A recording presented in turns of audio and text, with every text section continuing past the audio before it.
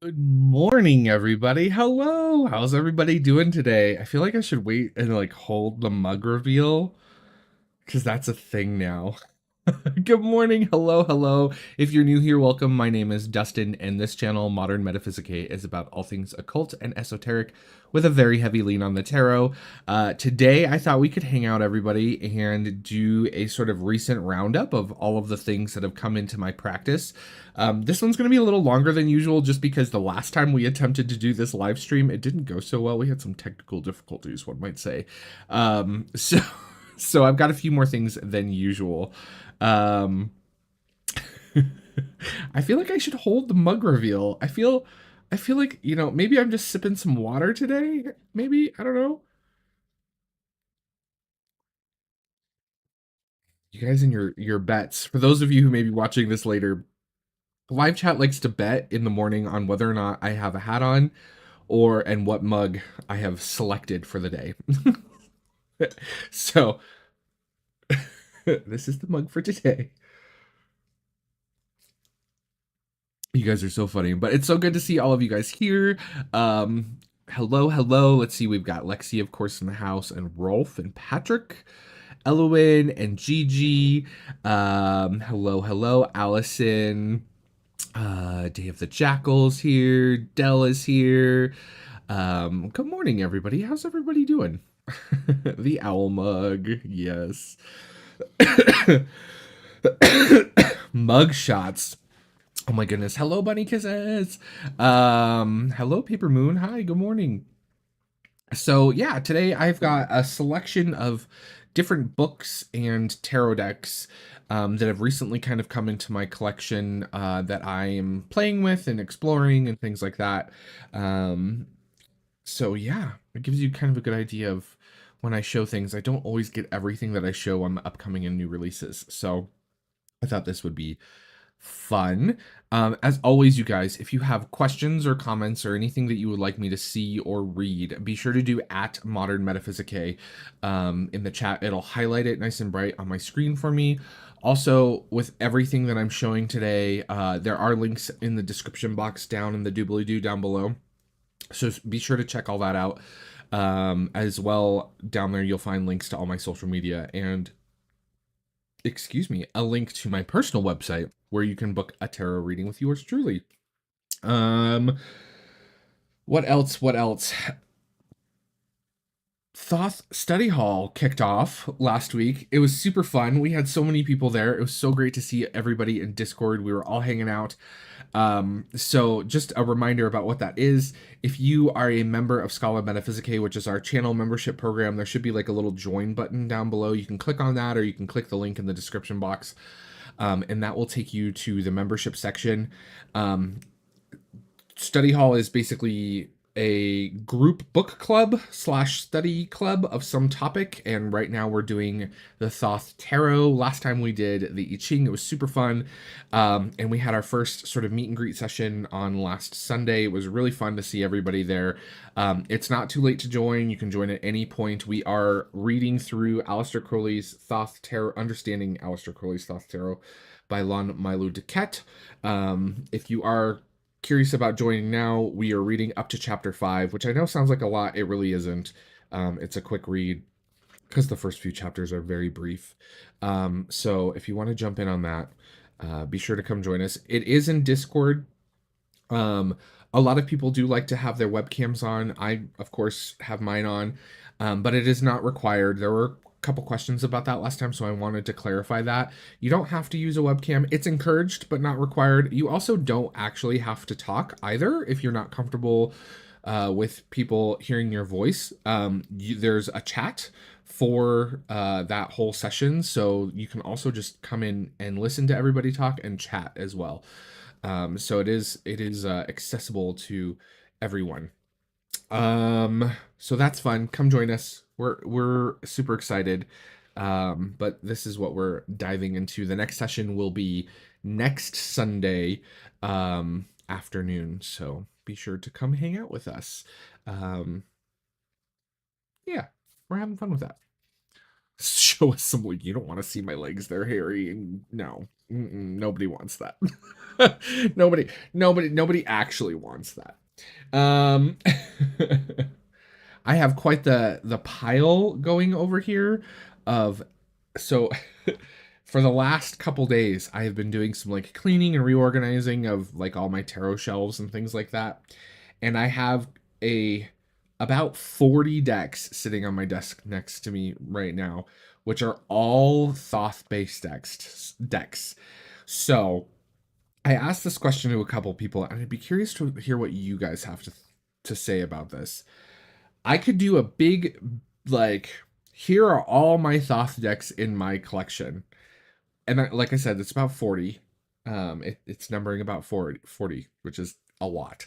Um, if I did that and I only spent 2 minutes on each deck, that video would be over an hour and a half long. It'd be probably about 2 hours with rambling and everything into consideration, which would be quite a long video. Or I could split it into two and do all of my editions of the um the Frida Crowley, the Harris Crowley tarot, so specifically the actual Thoth Crowley's deck. So I could do a video just all my different editions of that, the vintage ones, the newer ones, etc. And then I could do a follow-up video of all of my Thoth clones. So any deck that follows the Thoth system and or clones the Thoth system, but is not created by Crowley and Harris. So those are the options. So let me know in chat. Put a 1 if you want one big video, or a 2 if you want two separate videos. Let me know. And if you're watching this on replay, not during the live stream, you can leave a comment down below and let me know which one you would prefer to see. So, and mind you, the two shorter videos would still probably be about an hour long. Oh no. This is why I don't do collection videos, you guys, because if I did, first of all, if I did an all collection video, that's like a 24-hour live stream. We just start in the morning and we go until the next day. It's like a sleepover. And that would be even if I was just like spending a minute on each deck, like, oh, here's the Golden Dawn tarot. It's cool. Next, here's this tarot. It's like the social media influencers that they have in China, where they hold something up and then they throw it down and they hold the next thing up. Like, that's what I would have to do. Or 3. Oh my goodness. Seems like 2 videos is the way. That seems to be the consensus in chat, but I'd be curious to see what other people thought. So, okay, fun. So yeah, that might be coming down the pipeline here. All right, let's dive in. Let's get started on, I'm going to move my mug so nobody has to look at the inside of my mug because that's not attractive. Let's get started on what I have to share with you guys. So I'm going to start with a couple books that have kind of come into my practice recently. This first one, I have kind of dug out of the archives. So this is the Tarot Handbook. This was printed, mine's kind of beat up. You can see it's like worn out down there. It's got chips. I will say I hate this book for its quality, because the book is literally, first of all, it's huge, as you can see, but it's printed on like newsprint and it's awful. I despise it. It's an old book though. I don't know if the new editions are being printed this way. I hate this paper. It just feels gross. What's this printed? This was originally written in 1987. And then this specific version was printed in 1997, which is probably when I bought it. And I haven't read it since then. I remember reading this and not really having fond memories of it, but it's the only the only Thoth related book that I have that I haven't looked at in some time. So I thought, you know what, I'm gonna dig this out again and I'm gonna start going through it. So this is a new old book, which is kind of cool. This whole section is the section I'm most interested in, which is all of the symbolism stuff, because I feel like I may have skipped a lot of this stuff when I was younger. I wish it was in color,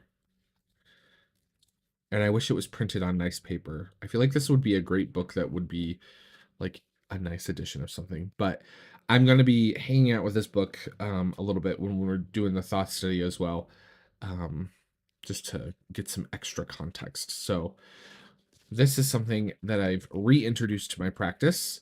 The Tarot Handbook, Practical Applications of Ancient Visual Symbols, by Angeles, I think it's Arian. I think that's how you pronounce that. I'm probably mispronouncing it. Um, this book, I like Lexi just said, she's heard that it's a fabulous book. This book seems to be very divisive. Like I've had people say that they've really not liked this book, and I've had people say that they love it. And yeah, so we'll see how I feel about it. I just remember I wasn't a huge fan, probably because it was Thoth, and when I got this back in the 90s, I was very much an RWS kid. So we'll see what my new feelings are. I also did pick up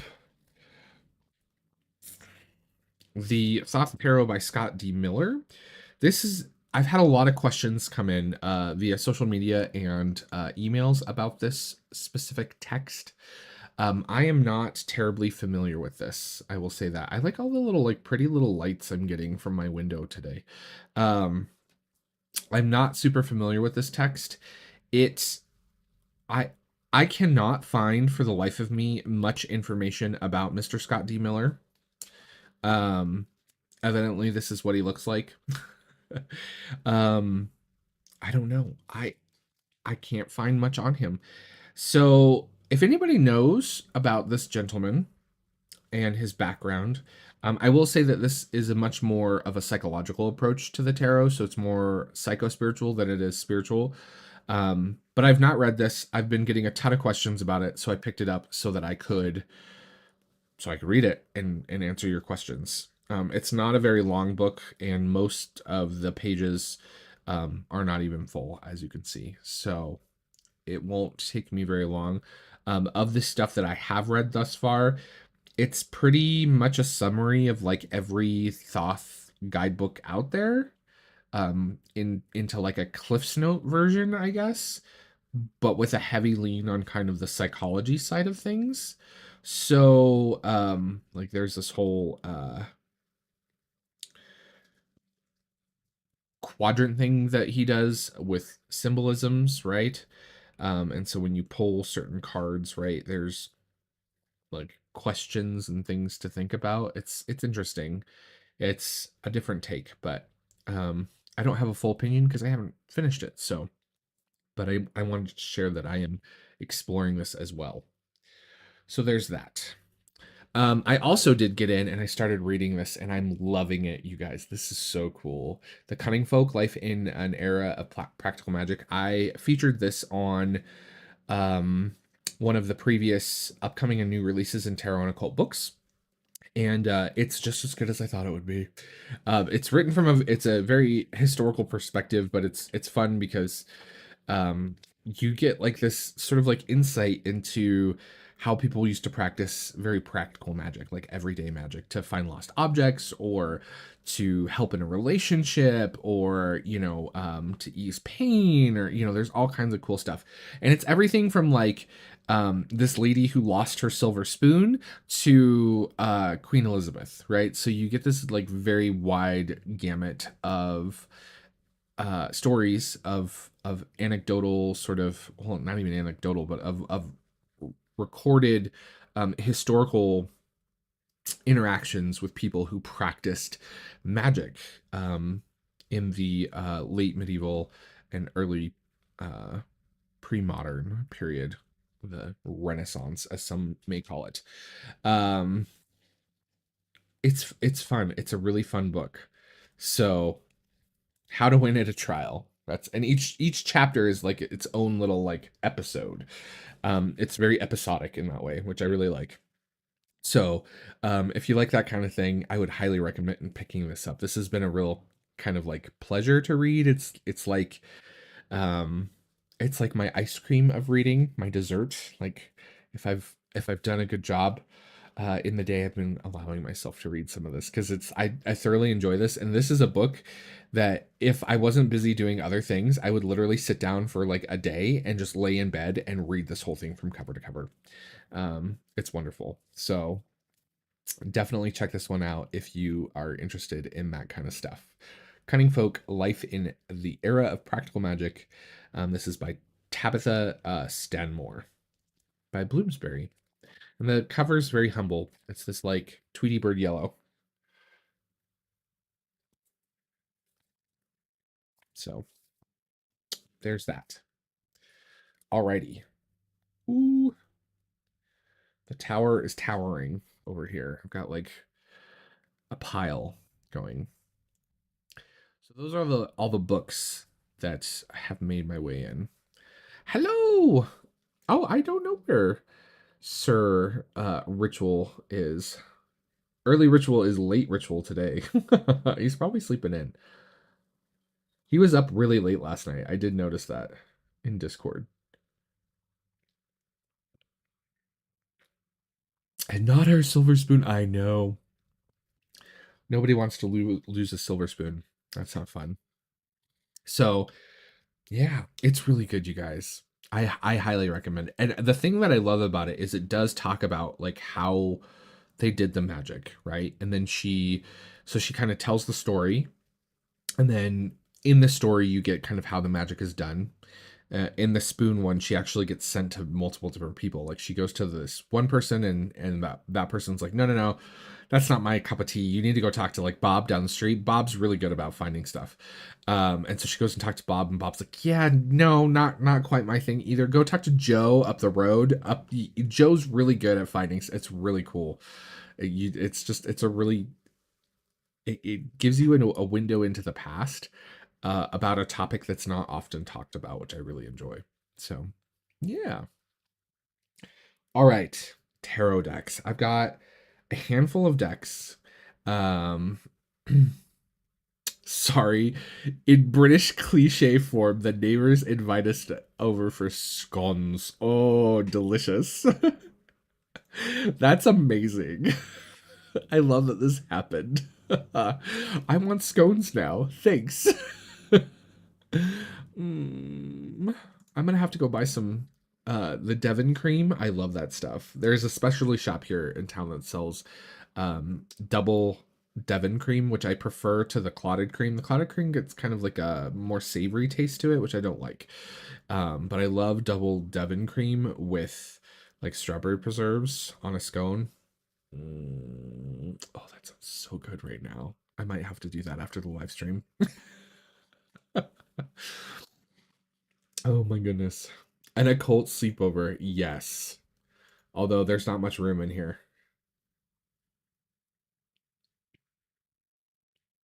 Now the real question is did you have English breakfast tea or Earl Grey or what kind of tea was it? That's the real question. Because Lord knows there was a cuppa involved, and I want to know. All right, tarot decks. I've got 1, 2, 3, 5, 6, 7 decks. Now, again, this is not just 1 month. This is 2 months worth of stuff that has come in. A couple of them were Kickstarters. Um, so keep that in mind. I usually don't get this many decks in a month, although it has happened. But let me make sure we can see everything really well on the camera because ain't nobody want to not be able to see. So, okay. The first one I got in, and I think I showed this a little bit in the last stream before it crashed and burned, is the Dreamscapes Tarot. So this is a Kickstarter that came in, and I've been really kind of digging this one. It's got a nice shuffle. First of all, the gilding is like one of my favorite colors, but it has a snappy shuffle. I don't know if you guys can hear that, if the mic's picking it up or not. It's just delicious. Um, But it's a wonderful little modern kind of take on the RWS, which I've been really enjoying. I love the color palette. It's like it's very cool overall, but you get these pops of red and orange and stuff. Very well thought out. Love the sun card because there's no creepy baby. Um, yeah, I've been really digging this. Very RWS, like I said, not anything here profound. Um, but yeah, it's a cool different take on it. I love the backs too with the foiling. And I will say they're getting really good at doing this like foil embossing because normally like when they first started doing it, you would kind of almost sometimes see like a shadow of the imprint on the reverse of the cards, which you don't see in this. So I really like that. Um, but yeah, it's a cool little deck. And this is by Lamuki,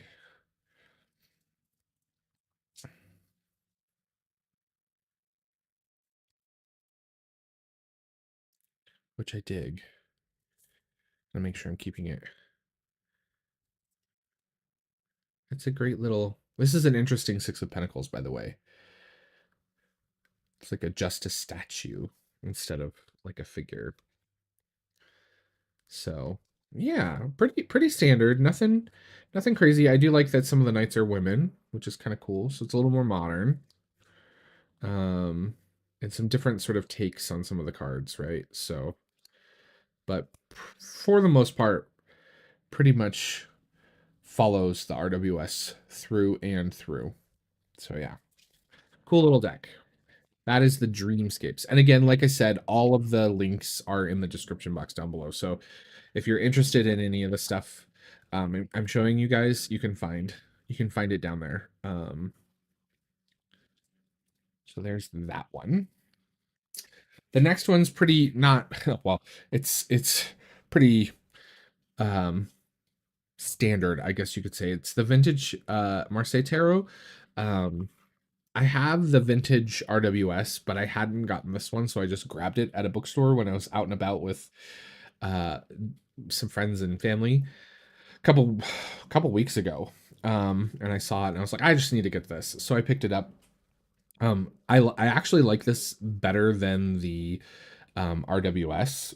So it's kind of got like this aging kind of thing going on where it's like coffee stained or something. But it's just a standard Marseille, nothing mind blowing. A nice Marseille. Um, and yeah, I do love reading with Marseille decks. So maybe after we do Thoth, we'll do a whole series on Marseille. So yeah, 3 degrees says I dreamt about me this morning. Oh, and you were talking about me in a video. Oh my, I'll have to go watch. I will check it out. So there's that. I love these kind of decks are kind of my go-to workhorse decks for when I do like events or I go read at bookshops and things like that, which I do here locally. In fact, I've met a number of viewers of the channel because I've read in different places, and that's always been a delight. But yeah, this is a nice little conver deck, and these are great because they're very sturdy and I don't know, I like them. So it's a nice little deck. All right.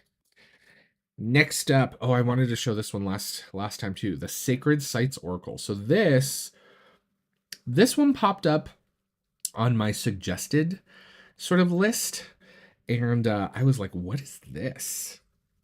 I didn't know what this was. I'm gonna get some coffee here. I need some more coffee.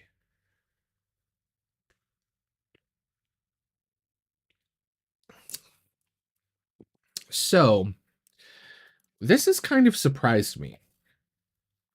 Um, comes with a chunky monkey guidebook, which is really cool. And I really like this because It dives in really well to kind of the history of the sacred sites that are in the deck, and then there's also like rituals included with each sacred site, right? So there's the journey of self-realization, which is for what is this? Oh, Ben Langara Cliffs. There's, let's see, Machu Picchu, and the ritual is it's a visualization of a new perspective. So some of them are very kind of like, here's Sedona. Some of them are kind of working with spirals. Baalbek, um, exercise to help you love life again. There's all kind. It's really cool. It like the book really surprised me. And the cards are nice. And this is like the interesting thing about this deck is that it's more about like this, I think, is a great deck for doing like a monthly kind of like focus. I wouldn't do it this daily, but like a monthly focus on stuff, I think this would be great. And even just to like learn about the like culture and the sacred site, because there's all kinds of different sites and cultures represented in this. The cards quality are pretty standard. They're kind of glossy, um, oracle size cards. Nothing to write home about. Um, but the artwork's cool. And each sacred site is depicted with a figure, the sacred site itself, and then some sort of symbolism. So here at Axum, you have the Ark of the Covenant, because it's thought that it is thought to be one of the possible resting places of the Ark of the Covenant, of it, which is kind of cool. Santiago de Compostela, the Vatican, and it covers like all the different uh religions and things like that. Devil's Tower, as you can see, Machu Picchu, Aphrodisias, Mount Tai, Angkor Wat. It's really cool.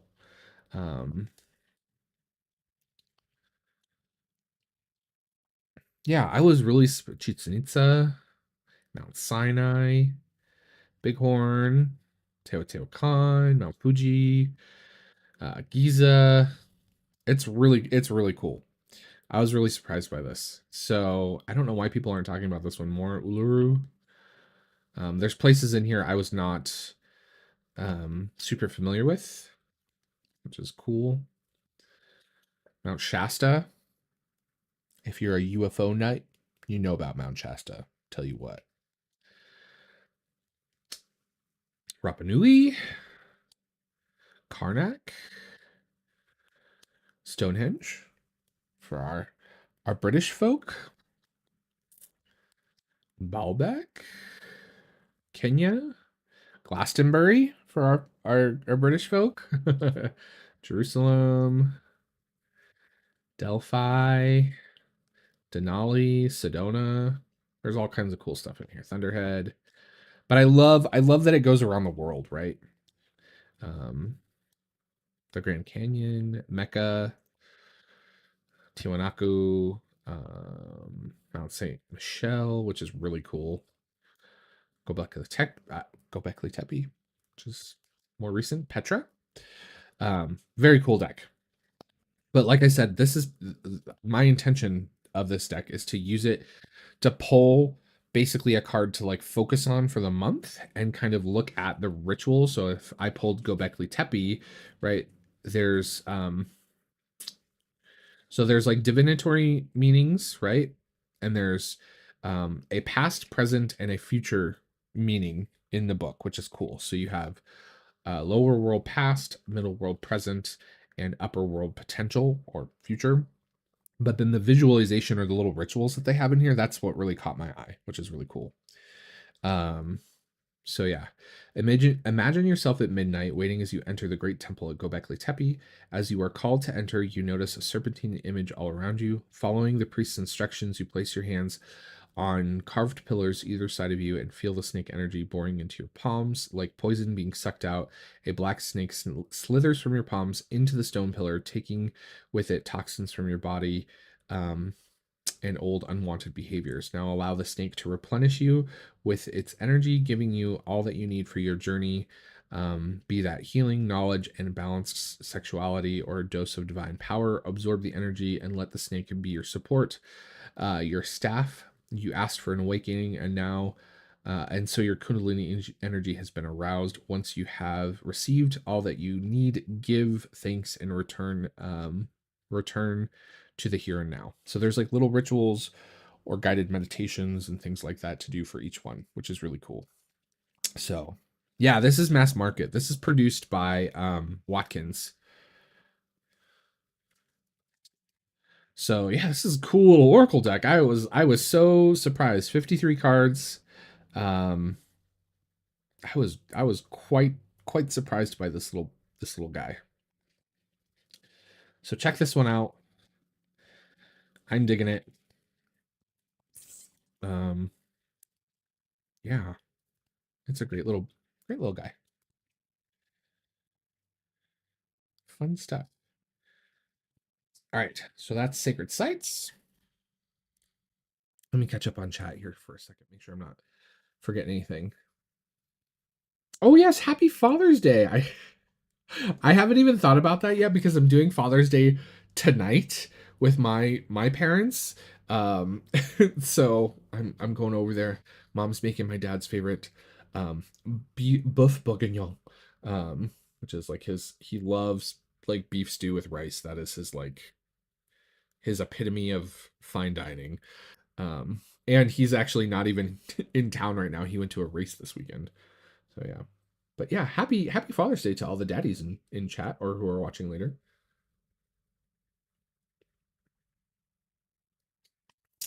All right.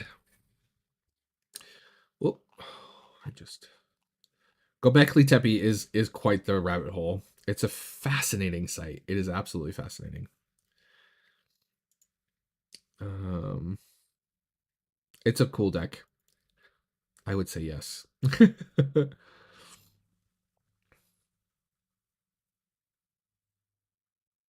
Yeah, it would be a cool like that's kind of how I want to use it because there are a lot of sites in here that I know a lot about. Like Gobekli Tepe is one that I know quite a bit about. Giza, obviously, Stonehenge, Glastonbury, both of which I've visited.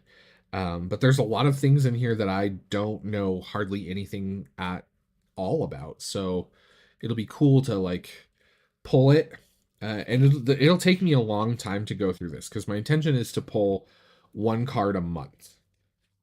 And so there's 53 cards, and I am going to remove cards as I pull them, so I'm going to keep them separated in between. Like normally when I do that with a deck, what I'll do is I'll shuffle, I'll pull the card, and then I'll put it at the bottom of the box, put the guidebook on top, and then put the other cards on, so that when I pull it out next time, anything below the guidebook I just leave in the box, and then I'll just slowly work my way through it, and that's probably the next 4 or 5 years of my life. But I think it'll be cool and fun, so I'm excited for that. Okay. Let's do these really quick. I'm doing these out of order of the description box, so you'll have to forgive me for that. But I want to.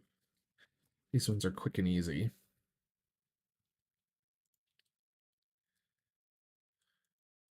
So these are the Exile Tarots. This is a set of tarot that's kind of like night and day kind of thing. There's the Silent and the Awakened. These, as you can see, you get different artwork for each of them. These are really lovely. I want to make sure I put the right thing with the right thing. Okay, this is Exile. So you can see the backs are slightly different as well. The gilding is really nice. You get this nice like holographic gilding. The cardstock is linen, which I love. Yeah, this is Vermilion. Um, I love their work. Someone, I've seen a couple reviews going around Vermilion about Vermilion, and I want to make something abhorrently clear, actually. Um, their decks are not AI. It's a collection of artists who work in a studio together, and the name of the studio is actually on the boxes now. This is the studio. It's Woe Studios, but their decks are not AI. Just to be clear. Um, so yeah, these decks are really really cool. I'm not going to flip through the whole thing. Maybe we'll just do the majors or something like that for now. But you can see that there are some differences between um, the artworks in both of them, namely the faces. You can see, so on the night one, the faces are like obscured, um, which is kind of cool. So I got the set of them. Oh, and then this is the holographic of the other one. So they're kind of cool. But I love their artwork. I think it's absolutely gorgeous. It's very liminal, um,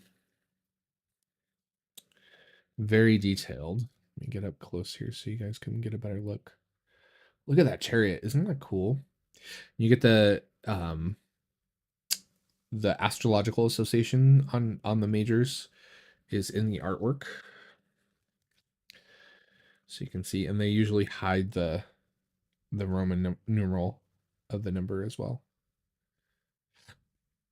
Interesting strength, right? It's so cool. So there's these little tweaks, these little differences in them. So these I have not worked with yet. These just came in. Here's our Wheel of Fortune. I'm gonna see what did they change about this one, or is it just the same? I think this one might be the same. Justice. Oh, this one has like technology all around it. Interesting.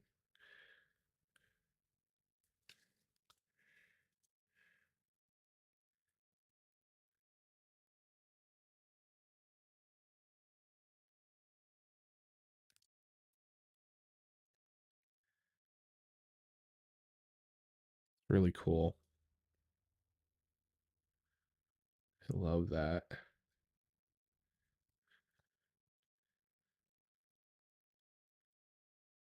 It's so interesting too, because like the changes, like the slight differences would definitely impact like how I read some of these, right? Like the devil's really cool. This one's all overgrown. Here's the tower.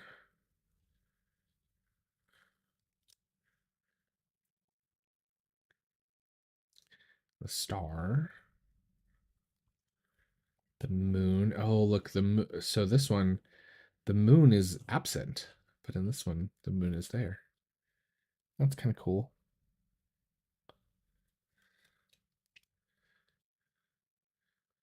Here's the sign.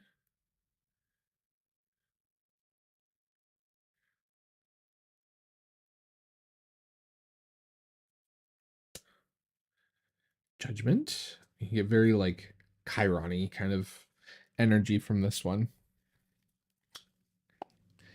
And the world. So you can see her face has been obscured here.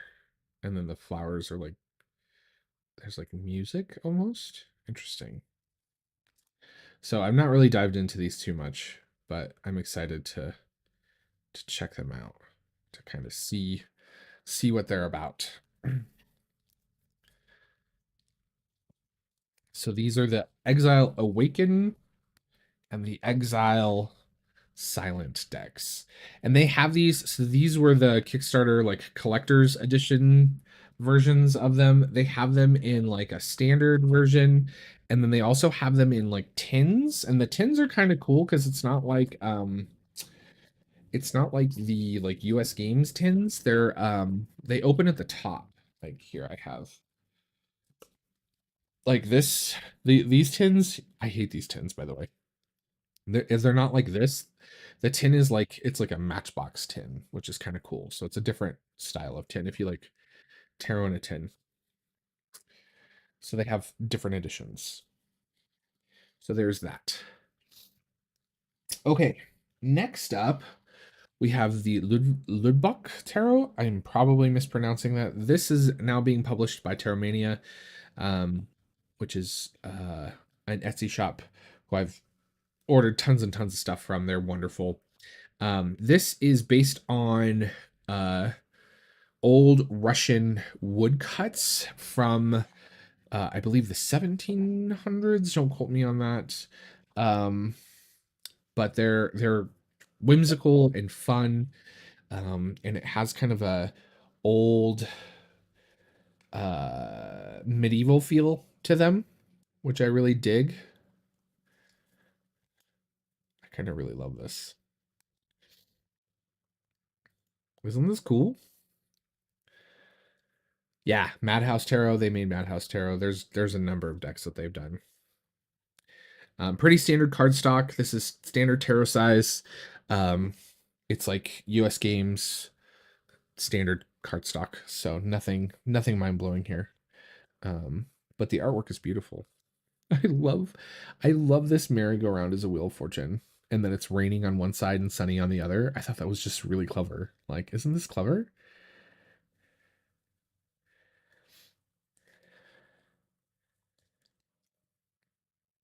Justice. Here's our hanged man with all the coins falling out. Death. Temperance.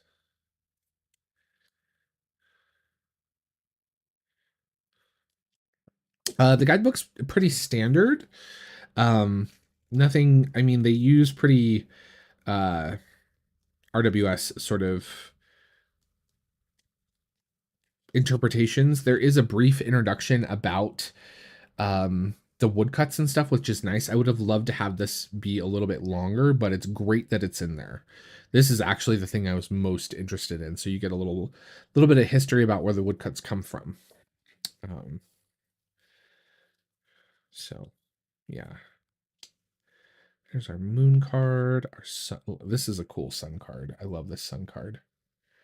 And obviously the sun from the sun card is a part of the back design.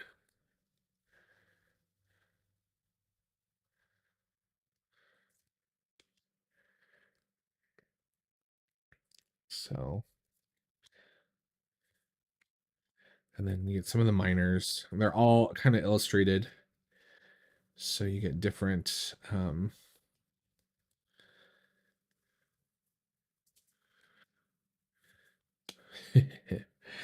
it's fun. Different scenes, but they're all pretty RWS. Nothing here that's like what? All the choices are the cups are on the birds, which is kind of cool.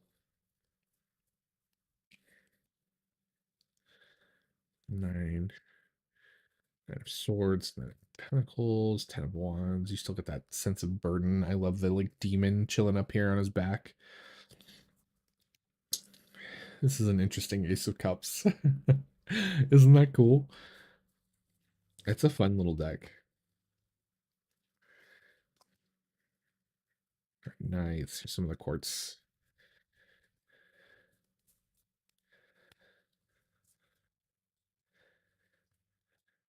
And then this is a significant, I can't ever say that word, significator card. So you can pick if you are a cavalier or a lady. Be whatever you want. Um, but yeah, check this one out. It's really cool.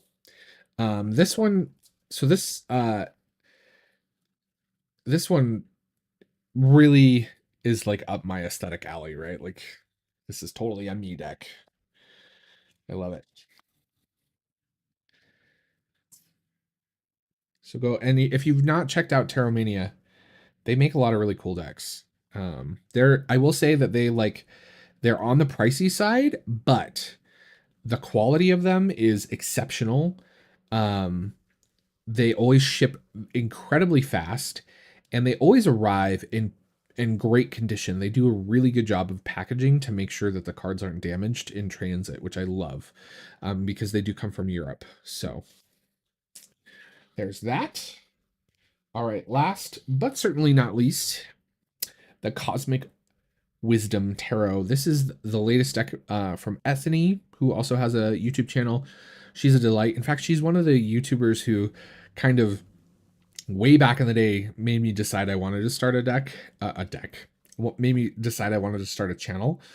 Ethany's aesthetic in her deck creation is usually not my cup of tea, which is totally fine. But this one kind of sparked my interest, and I'm really glad I picked it up. It's really well done. It's a very modern take on the RWS. I did our Terrascopes with this deck, so if you want to see this deck in action, all of this month's Terrascopes are done with this deck. And yeah, I'm really, really digging it. The guidebook is, first of all, the guidebook's cool because all of the sort of interpretations are done in this like mind map style, which is kind of cool. Um, so it's different. Like it's a different way of looking at the tarot, and I kind of really kind of dig this. Um, yeah, it's not, I mean, there's nothing like crazy here as far as um mind-blowing, fundamentally changing the way I read the tarot, but I just really like that. I thought this was so clever of a way to write the guidebook. But the deck itself is really lovely. The cardstock is really nice. It's this kind of rainbow gold gilding, and the backs have that same foil effect, which I like. Excuse me, I have the hiccups. Oh, thanks for gifting a sub, Lexi. That's so nice of you. That's very kind. And welcome, Beth. Welcome. Okay. But yeah, they have these nice backs. It's kind of like got this like galaxy motif going on, but the artwork on this I really love. Oh, and my Eight of Cups. Look at that. It's so beautiful. It's a very modern interpretation of the RWS. Love, love, love it. It's wonderful. There's the Three of Swords.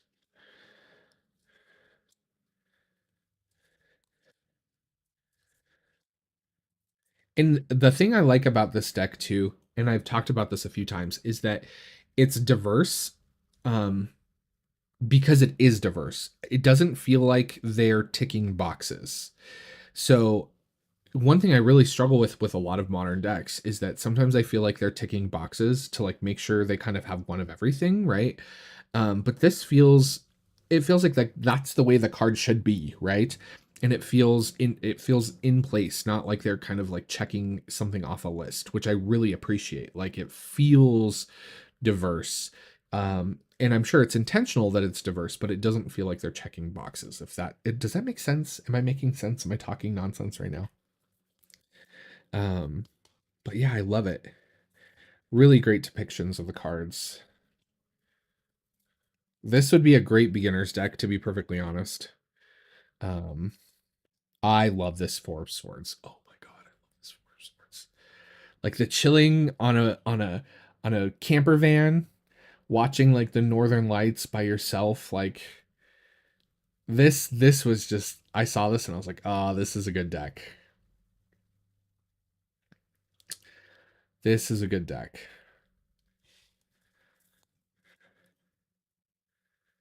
There are lovers. There's multiple lovers cards, by the way. Seven of Pentacles. Love it. And you still get all the traditional RWS symbolism and things like that, right? You get the lizards in the page of wands here. There's still the pyramids in the background, right? It's all there. Great sun card. Cute page of swords.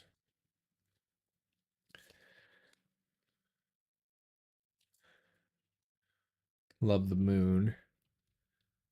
Although I will say I kind of wish that there was another dog, right? Because part of the reason why there's two dogs is one dog represents the tamed aspect of ourselves and the other represents the untamed.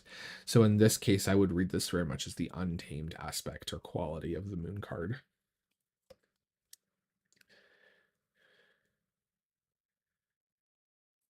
Yeah, this deck is, I love this King of Swords. So this came up in the readings a couple of times, and I love it because the King of Swords, I think the swords suit itself sometimes often people struggle with, and I know when I was learning tarot I struggled with it too. And the thing I love about this King of Swords is he represents a quality of the King of Swords that really stands out to me, which is being unapologetically themselves um without still losing their authority, right? Something I always struggled with was like being a professional when I was working in like technology and in the video game industry. Is I had like this streak of blue in my hair, and I at one point I had my boss say to me like, "Oh, you should consider dyeing your hair back, so that people take you more seriously." And I was like, "Well, first of all, like having a blue streak in my hair has nothing to do with my skill set, my authority, my position, my ability to do my job, or anything of the above, right? It's a reflection of who I am as a person. It reflects my creativity. Um, that's a part of what it is. And this sort of depiction of the King of Swords really kind of embodies that, which I just really love. Love, love, love. Love it. The bird is not going to poop on the king. You guys are impossible. Very happy. King of Pentacles. So yeah, it's a great little deck. I've just really enjoyed reading with it. I've done a handful of client readings with it now, since the tarot scopes, and people love it. The color palette's so nice. I love this magician.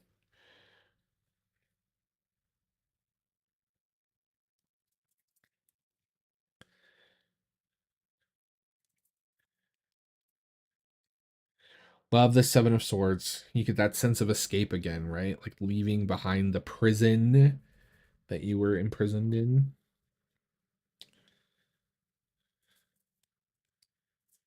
It's a great, great deck. So hands down, definitely my favorite Ethany deck. My only Ethany deck. Really well done. I love it. I love the titles too. They feel a part of the card, which I love. One thing I really struggle with right now with deck creators, excuse me, is that a lot of new deck creators are not looking at how like border treatment and titles are a part of the card itself, right? And in this deck, it feels very much like they were considered a part of the art, which I love and I think is really important. So if you're someone who's out there making decks right now and you're not thinking about your borders and you're not thinking about your title blocks, you're doing something wrong, because it really does add that much. Oh, and I forgot to mention the box is really nice. It's like a rose petal finish.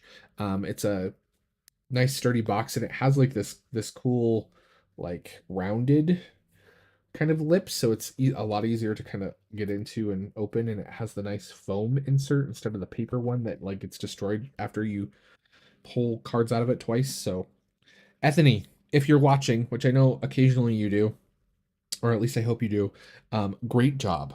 Honestly, like thumbs up. Love this one. Hi Raven. So yeah, Cosmic Witch, check this one out. All right. How are we doing on time? That's it. That's it. That's all the things I had to share with you guys.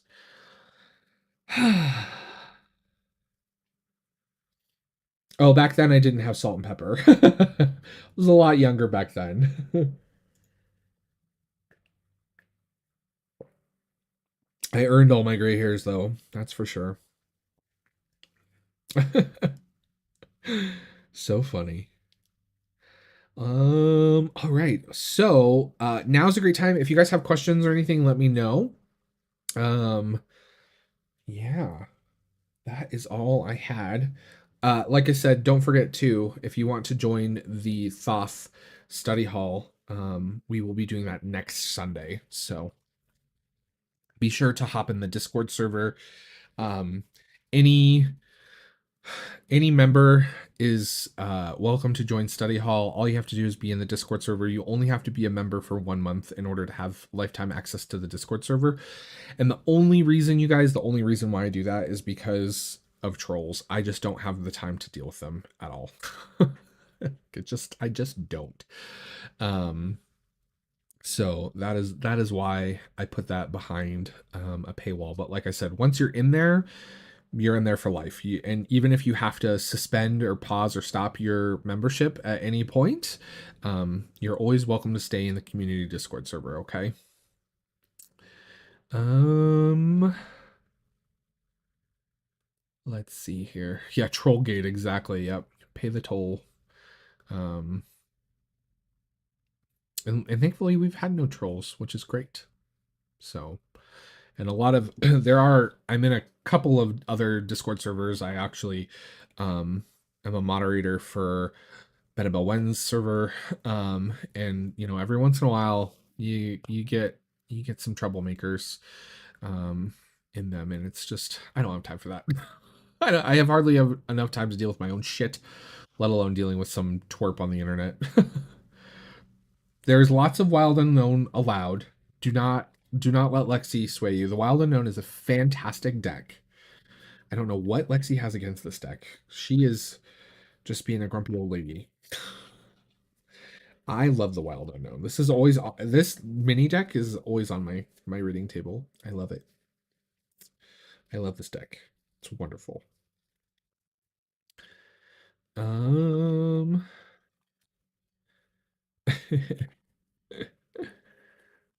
what about the Light Seers? What about the Light Seers? I have the Light Seers. I enjoy the Light Seers. I don't have the tin version of the Light Seers tarot. But I have the Kickstarter version and the mass market. And I enjoy the Light Seers. I like them both for what they are. They're both, I mean, the Wild Unknown is a deck that like honestly, if this didn't come out, um tarot kind of as like the tarot community right now as it is wouldn't exist, right? Kim Kranz was kind of at the forefront of re sort of thinking the tarot, um and not doing just the like here's another rehash of the RWS. So I have a lot of respect for that deck. Yeah. How do I feel about the deck? I love Anatarian's decks. I have all her decks. I adore Anatarian. She is a wonderful human being, a very kind and gentle soul. Her illustration, her artistic ability, and her um, watercolor style is beautiful and gorgeous, and I love it. And she actually was posting. We're friends on Facebook, and she was posting some portraits of her children that she did, and oh my god, I want her to do an oil based like tarot deck, like a tarot deck all with oil painting, because those were gorgeous. So good. Yeah, Le Tarot de Arthurian. The Arthurian tarot is really lovely. Um yeah, exactly, Raven. It like the Wild Unknown really did break a lot of stereotypes of what the tarot is and what it could be. And I think that's really important. Yep. Um yeah, I'm not a huge I very much like this size is the biggest that I want. I actually really liked this size because I feel like not only does it give you more real estate space for your guidebook, but it doesn't feel like overly big. Like like the Llewellyn books in boxes do, which I despise. Like I've been a long advocate for Llewellyn. I've always said like I'd much rather Llewellyn spend less money on their boxes and their books and more money on the cards. Um, but that's just me. And storage problems are real. I feel that. I actually have in this closet, let me Vanna White properly. In this closet, there's a little folding like tray table that has like a few stacks of decks right now that because I'm like in the middle of like kind of reorganizing and adjusting things that I have to like find homes for. Um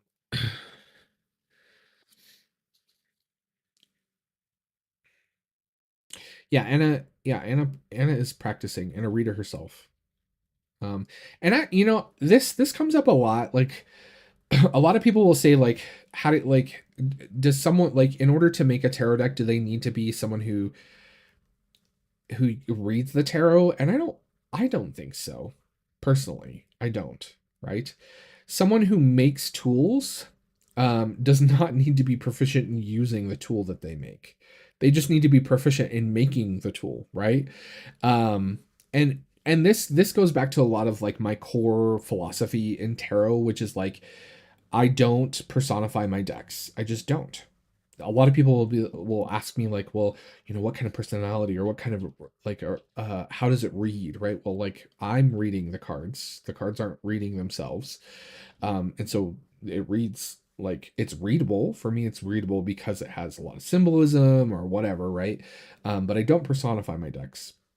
And I sometimes, and this is just my opinion, I'll be very clear about this. Like sometimes I think when people personify their decks, it's because a lot of times when they're opening themselves up for readings, they are inviting in spirits or entities that are speaking through their deck, and that those people who are practicing typically are not recognizing that that is what is occurring, right? But for me, the tarot, all of my decks are like tools, and I talk about this a lot. I need to make like a tarot toolbox video that talks about this in some extent. But for me, like they're like paintbrushes, right?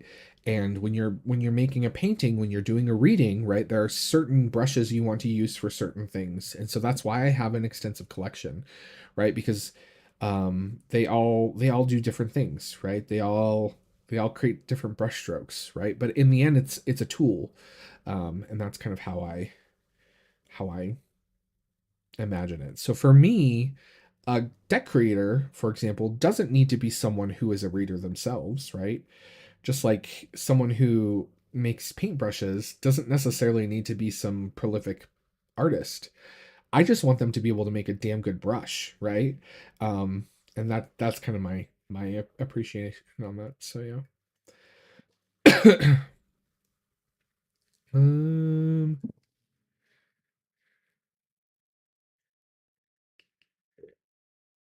I must get the baby. I don't know. I don't often use, so sometimes I have smaller, like I have a few pocket editions either because they were gifts. Like this one was a gift. Um the Zillick I have because this is the only imprint version of this deck. But I tend not to like the smaller ones because I have gigantonormous hands. Like I'm a big dude. I'm like 6'3". I'm not a little guy.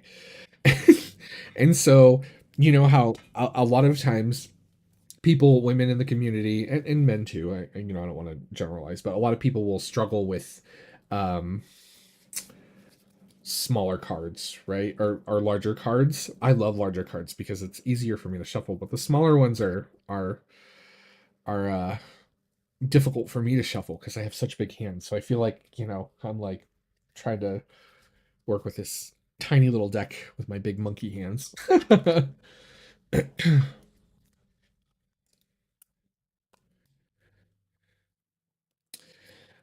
Not sure if it's your taste, but you picked up the Sea Witch Tarot in French and you enjoy it. The Sea Witch, I feel like I looked at that. Let's look at that. Sea Witch Tarot. Uh, oh, I did look at this. It's interesting. This is an interesting one. I don't know if I would really. I don't know. There's something. There's some. Okay. Well, hold on. There's multiple. There's different Sea Witch tarots. This one's this. Are you talking about the one that's on tarot? Yeah, this one's cool. The French one is really cool. I definitely dig this. I like the frames. It's very collagey. Interesting. I'm gonna have to look at this more later.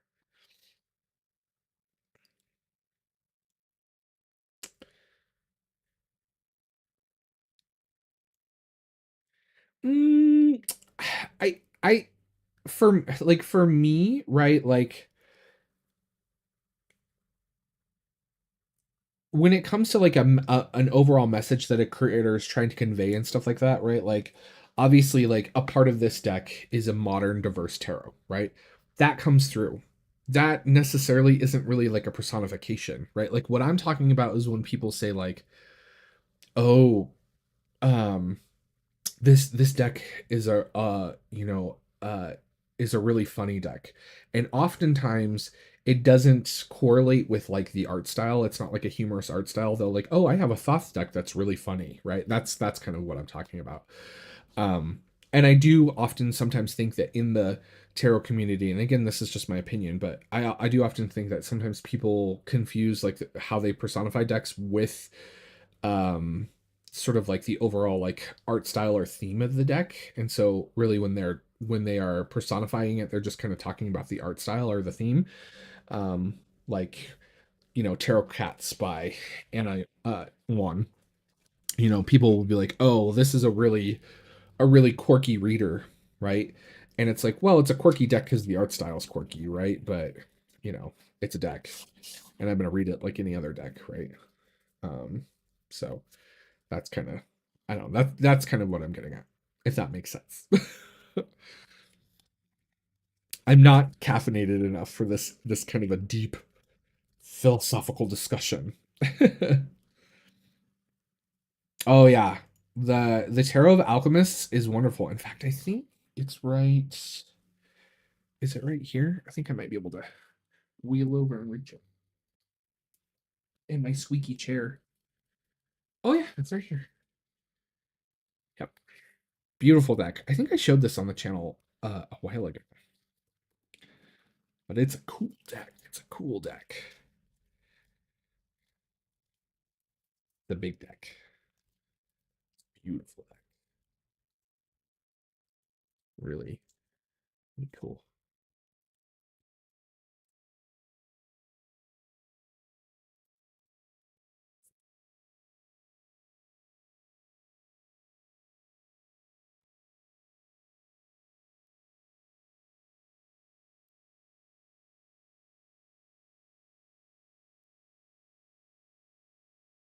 Cool stuff. This one I got from Amazon France, by the way.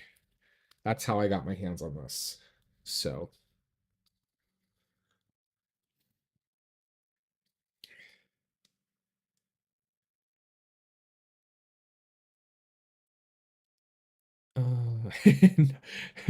get it, Patrick. It's really good. It's really good. Um,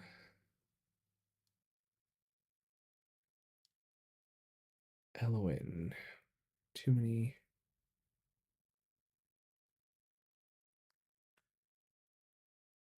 That would be a good birthday gift to yourself. It wasn't too bad either, coming from France when I got it. I think it was like, I want to say it was somewhere in the 30 US dollars range. It was pretty affordable. So I do love me some Robert M. Place decks. They are wonderful. They are absolutely wonderful. All right, friends. Are there any other questions you guys have for me? How are we doing on time? Where's, oh my goodness. We're a little over an hour now, so we'll get things wrapped up here. Um, but yeah, if you guys have any other questions, feel free to throw them in chat before we do our usual As always, to you guys, I want to give a big shout out and thank you to all of the channel members and members of Scala Metaphysicae. You guys are amazing. Thank you for all your continued love and support. I really appreciate each and every one of you so very much. And to everyone who views and hangs out and chats, I appreciate each of you as well, and all the lurkers as well. If you guys are just hanging out and watching, I appreciate it. Also, if you enjoyed the stream today, don't forget to thumbs up. It really helps the channel and the community to grow. And don't forget to subscribe if you haven't done so already. So, yeah. All right, friends. Well, I hope all of you guys have a wonderful Sunday. If you are a dad, happy Father's Day. If you are without a dad and struggling today, just know that you are seen. And I hope that you guys enjoy the rest of your day. Don't party too hard out there. Stay safe, stay hydrated. And as always, you guys remember everyone is fighting a battle that you know nothing about. So be kind always. Bye, everybody.